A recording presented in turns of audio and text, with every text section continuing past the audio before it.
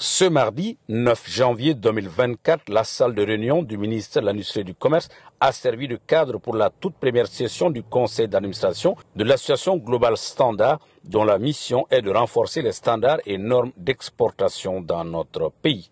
Elle était présidée par le directeur général de l'Agence pour les exportations du Mali, Apex Mali, non moins président du conseil d'administration. À l'ordre du jour, la mise en place des codes-barres pour les produits exportés à partir du Mali. Rappelons à juste titre que l'absence de code à barre sur les emballages des produits à l'exportation constitue un frein à l'accès au marché extérieur. Ce constat, fait lors de l'atelier d'évaluation des besoins des entreprises exportatrices à vocation exportatrice, organisé en juin 2014 à Bamako par l'Apex Mali, reste d'actualité. En effet, l'importance de la standardisation dans le monde moderne ne peut être sous-estimée. Elle est le fondement sur lequel repose la confiance des consommateurs, la compétitivité des entreprises et l'efficacité des échanges commerciaux. En nous alignant aux normes internationales, nous ouvrons la voie à de nouvelles opportunités, attirons des investissements étrangers et renforçons notre position sur le marché international. En tant que président de ce conseil, je suis profondément conscient de l'importance de notre rôle. Nous sommes non seulement les gardiens de la vision de GS Mali, mais aussi les acteurs clés qui vont piloter cette association vers ses objectifs stratégiques. Chacun d'entre nous apporte son savoir-faire unique, une expérience précieuse, une perspective indispensable à l'accomplissement de notre mission. Nous avons devant nous une série de projets d'initiatives ambitieux.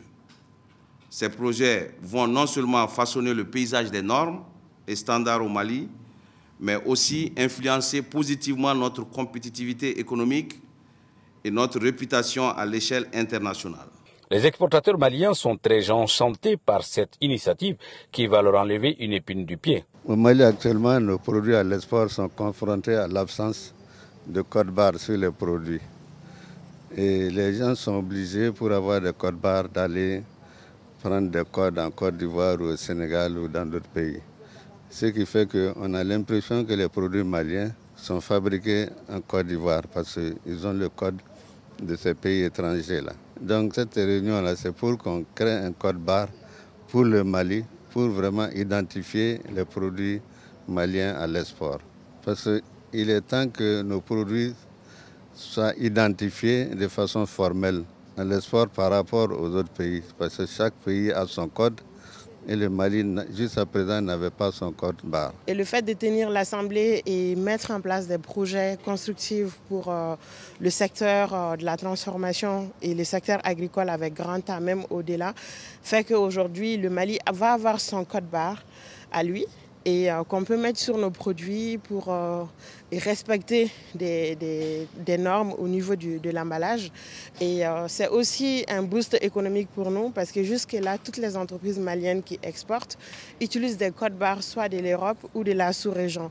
On est obligé de payer très cher dans ces pays pour pouvoir avoir ces codes barres-là, mais le fait de l'avoir aujourd'hui fait qu'on va non seulement investir au Mali pour avoir le code barre, et on va aussi mieux valoriser nos produits parce que ça sera vraiment des produits made in Mali avec un code barre malien, issu d'une traçabilité malienne et qui est très important pour le développement du secteur.